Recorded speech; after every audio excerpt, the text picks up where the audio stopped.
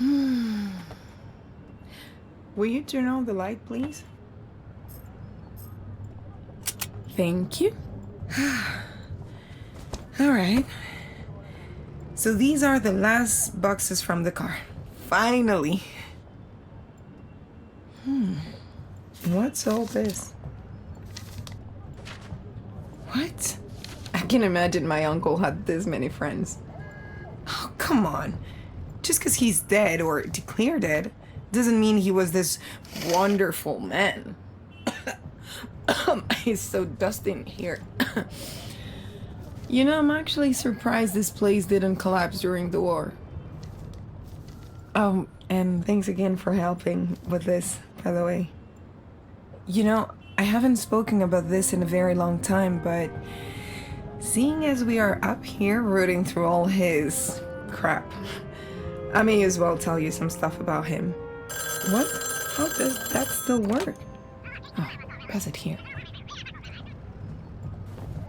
I bet you 100 pesetas that this is my mother. Hola? Hola, mama. We're just starting now. Cause we only just got here? Yeah, I know, I'm counting down the days. Well, I'll only be back in time for the fitting if you let us get on with it. No, I'm not shouting. I'm not shouting, this is just my voice. Hola? Mama? You know, me and my mom don't exactly see eye to eye, right? And now she's appointed herself as the wedding planner and... it's just too much. I wish I could be as excited as her, but... I don't know, I'm just not. Sometimes I wish I could just run away from it all. Just escape to some paradise. Feel the sun on my skin, the salt in my hair. You know, cut my teeth on some proper adventures. Well, it's not the most practical plan, is it? Come on then, these boxes aren't gonna pack themselves. Would you mind looking in those drawers while I rummage through this cupboard? Oh, it's jammed. Just give it a good tug.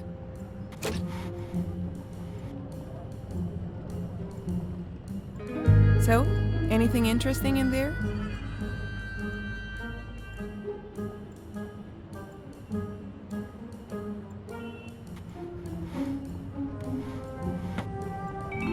Oh yeah, sorry. I was telling you about my uncle. Firstly, don't be fooled by the cheesy bow tie. This man had some real skeletons in his closet. I must have been 9 or 10 years old when I got sent here. I was a bit of a troublemaker growing up, and my parents thought I could use some old-fashioned Catholic discipline. Though when I got here, discipline was the last thing on my mind.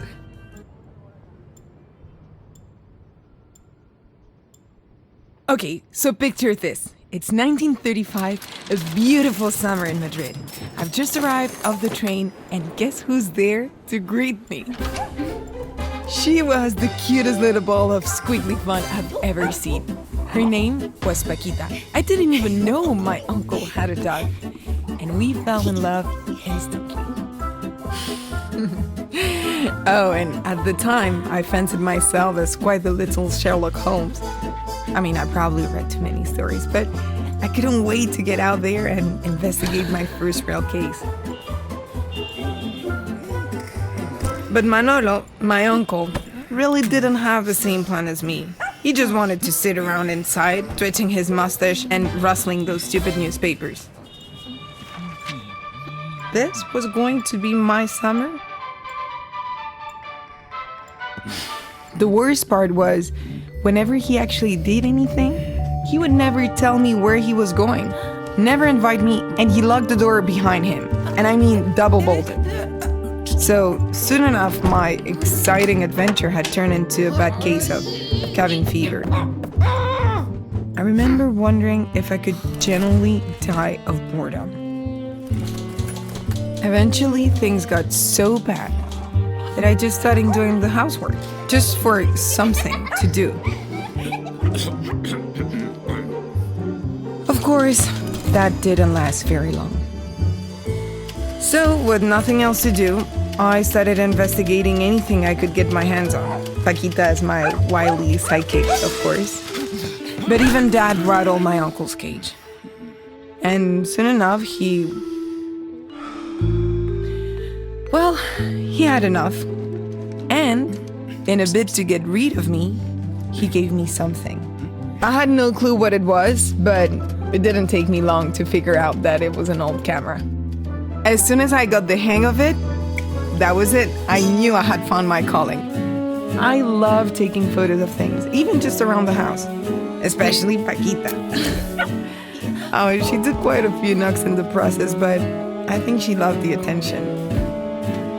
And for a while, I began to forget that I was trapped in here. My uncle never joined in any of the fun, of course, or even noticed what we were up to. Now that I think about it, it must have been around that time that I started to realize that Manolo was barely home at all. It wasn't just during the day either. He was always sneaking out at nighttime. He was like clockwork. As soon as I put my head down, there he was, shuffling across that same squeaky floorboard every night.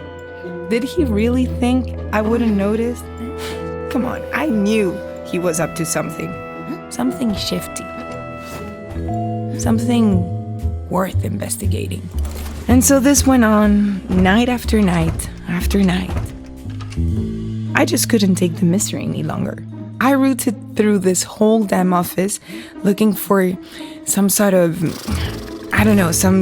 clue, but there was nothing. So instead, I started to document his movement. What time did he leave? What direction did he go? Which tram did he take?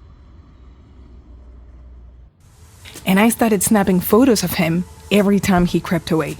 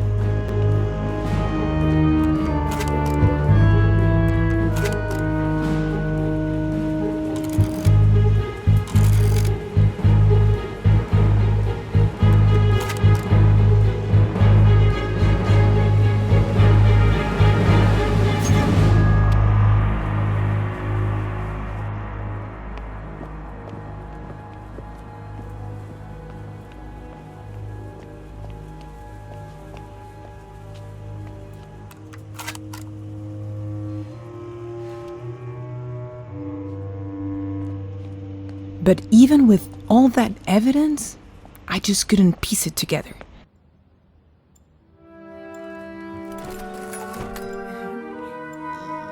To be honest, I was about to give up until this one day. This one day when he came in with this bag. And right away, you could just tell there was something odd about it. Now, I don't know what I expected to be in there, but I'll tell you now, it wasn't that. I never seen so much money before in my life. Where the hell did he got it from? And why? That was it. That was the moment I knew Manolo Monreal was not the man I thought he was. So at the very next chance I got, I followed him.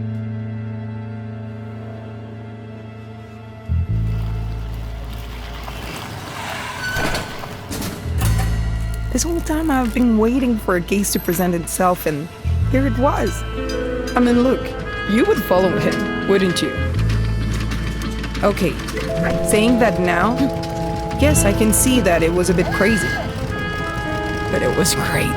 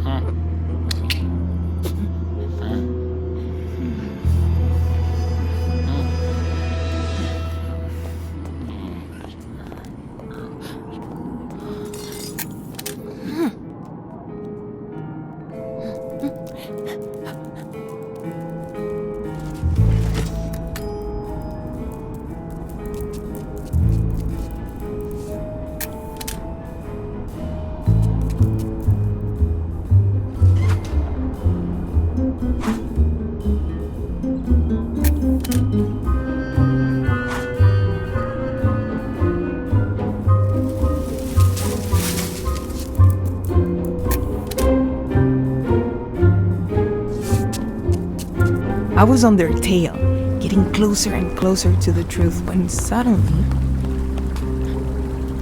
I lost them.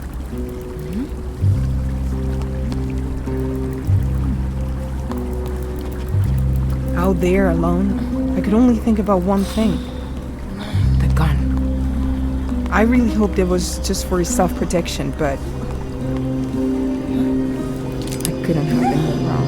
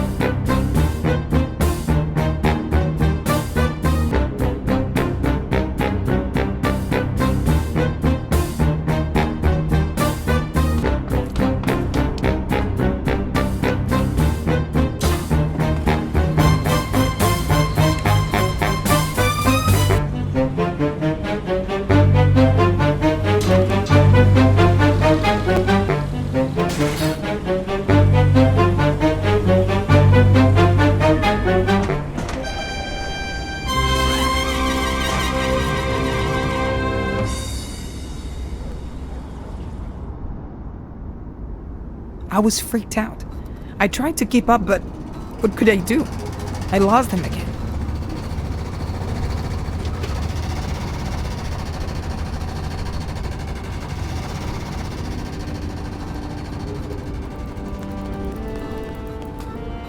And then, strangely, fluttering about in the wind was his bow tie. I was the only one left on his tail.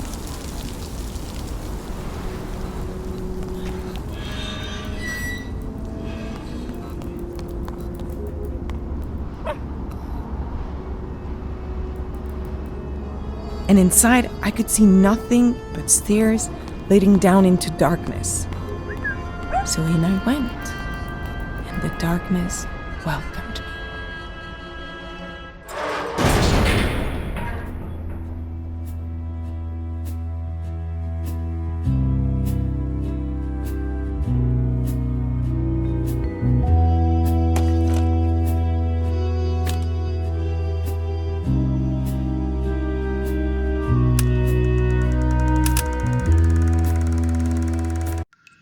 Madrid summers are hot and dry and dusty, but not down there. There was a cold emptiness that goes straight through you. A constant drip-dropping of water, forming pools that would make me jump with the splash of my feet. And that dark passage became a tangled web of tunnels.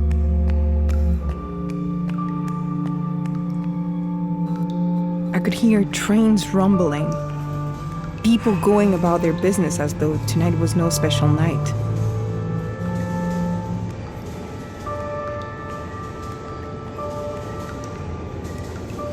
Twisted pipes formed sinister shapes that my mind made into monsters. I clutched Paquita as tight as I could. She could see and smell in the darkness, so she was my little living lantern, and I could feel her tiny heart beating against mine.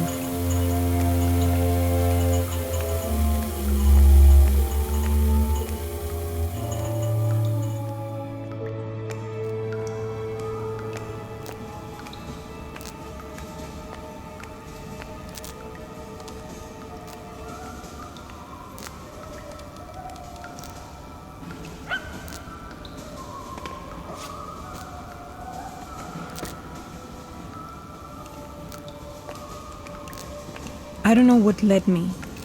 Perhaps it was luck or fate or whatever you want to call it. But I've not felt it since. That knowing, that need to press onward into the labyrinth.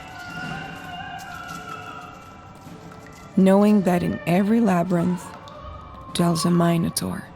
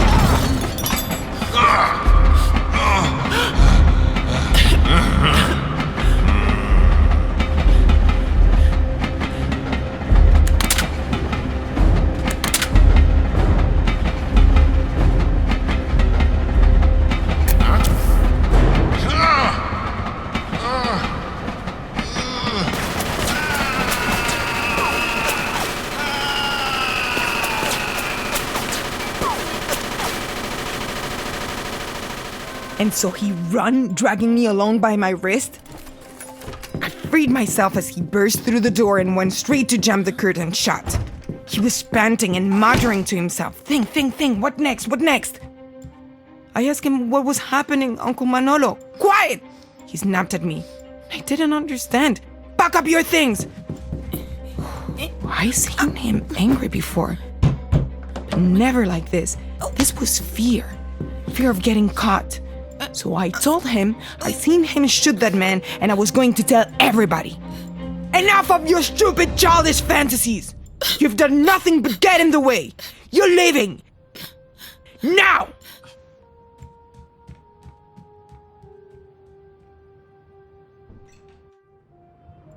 And that was it.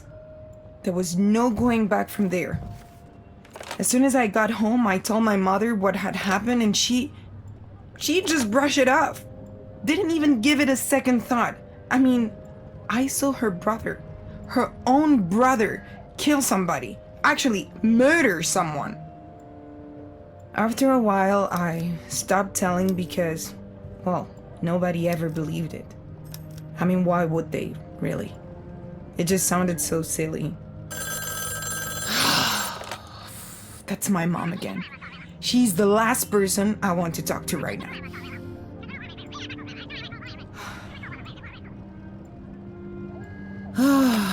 Thank you. I really didn't need any of that right now. Wait a second.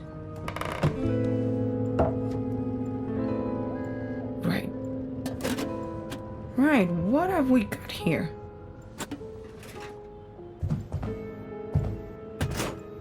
Check this out.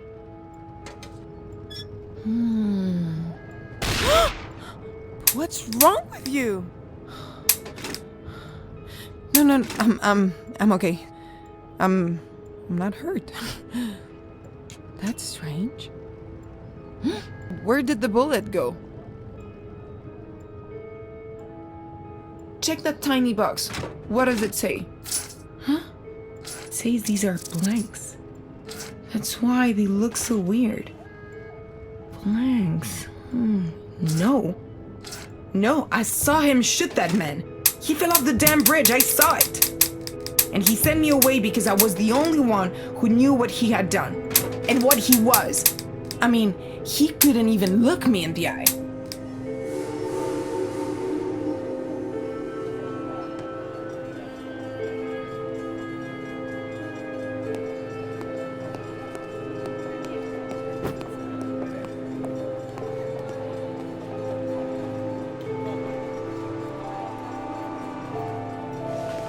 Wait. Who is that? Could he actually have been there?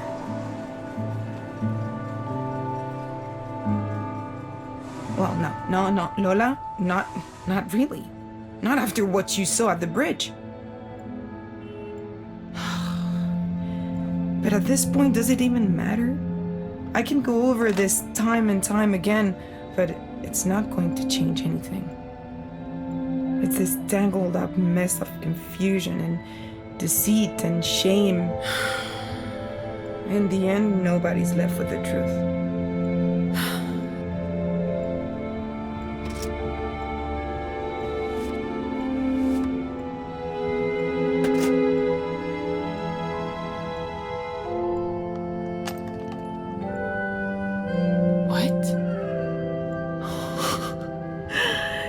Well, this brings back good memories, at least. Wait, you don't think there will still be film in here, do you? Okay, quick, turn off the light. Because if there is, I don't want to ruin it.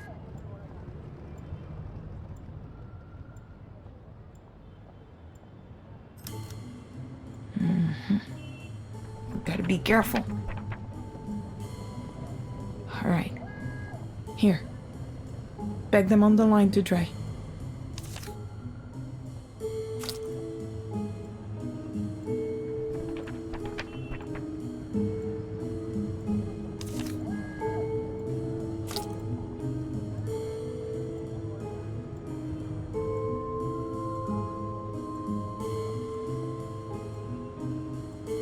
Nothing? Nothing yet? Oh my god, this is nerve-wracking.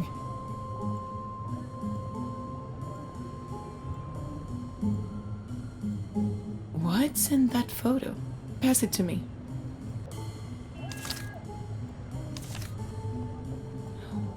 What?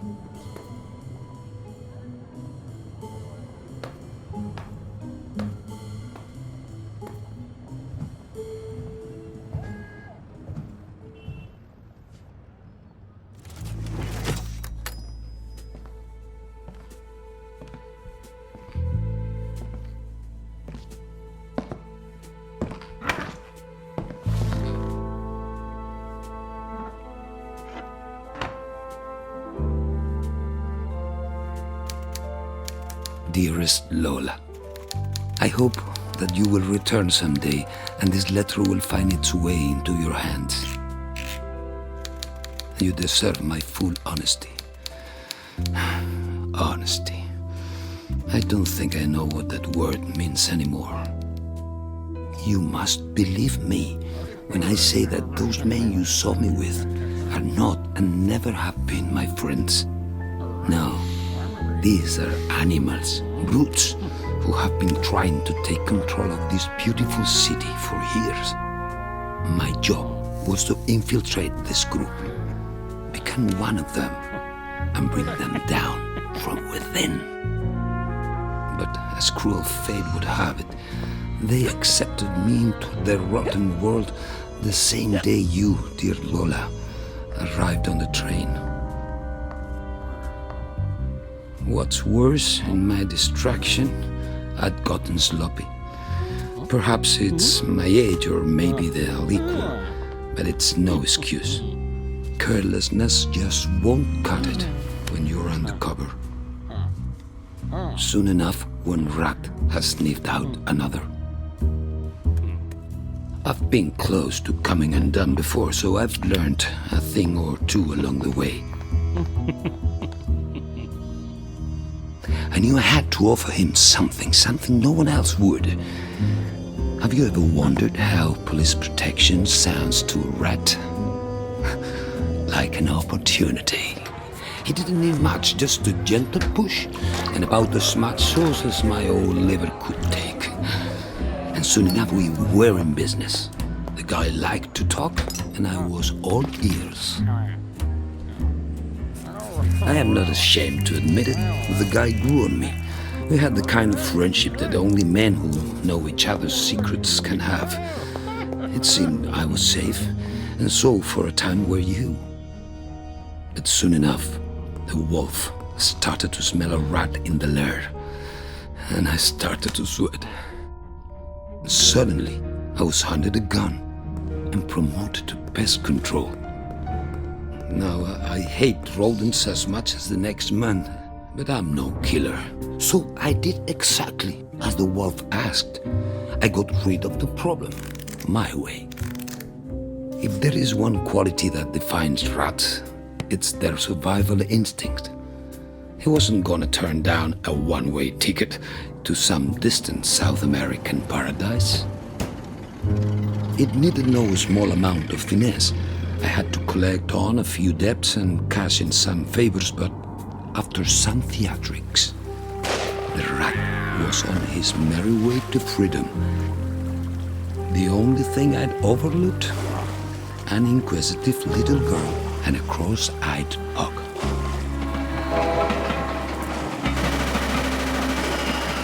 We were damn lucky to escape that place. The wolf was on the hunt and I had no intention of letting any of us become his prey. But I couldn't do anything until I knew for sure that you'd be safe. So, I had to send you home, Lola. God knows you'd already seen enough misery in Madrid. Every truck in my life ran through that station that night. You were gone. The rat had his bounty, and the wolf had followed my trail. There's a reason why they hunt in packs, Lola. Alone, their bloodthirst tends to get the better of them.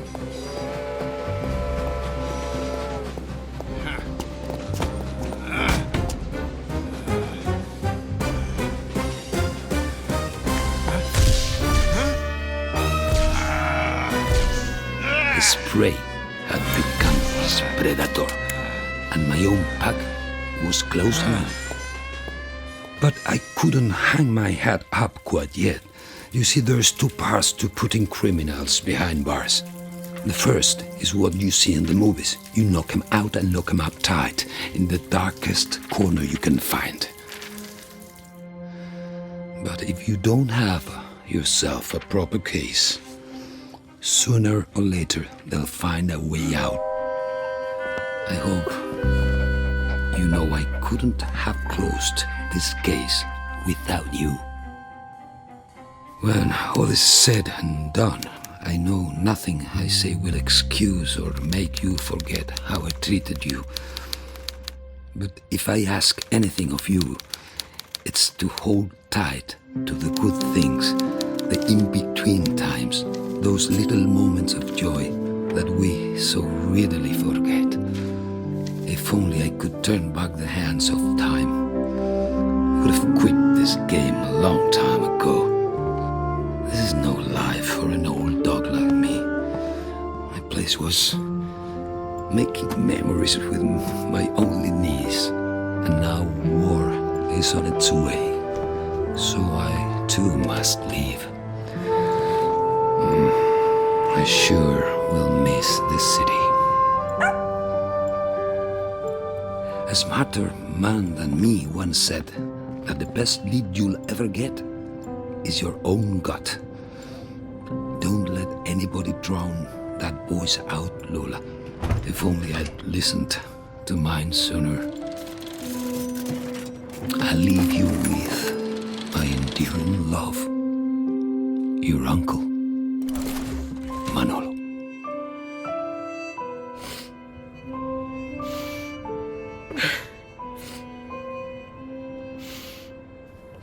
Don't look at me like that. You would be crying too if it was your uncle. All this time I thought... It doesn't matter what I thought. I was wrong and now he's gone. Forever.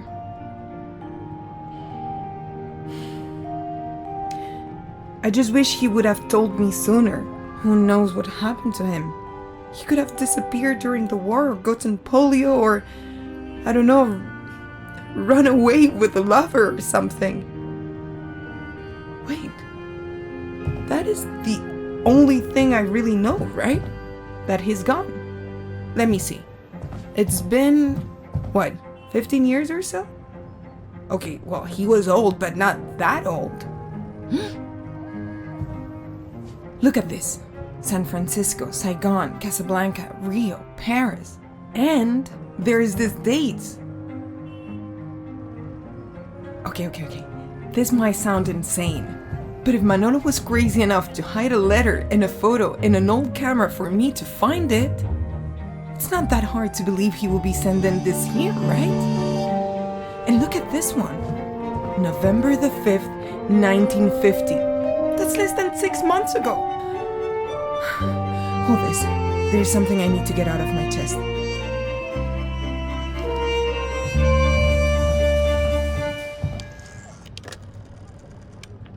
Hola? Mama? Of course it's me, Mom. Listen. Mama, please listen to me this time. I'm not getting married next month. Oh, I don't know, maybe next year? I'm sure he'll understand. And if he doesn't, so be it. No, Mama, that's not the point. I just have to follow my gut on this one. Yes, I'm absolutely sure.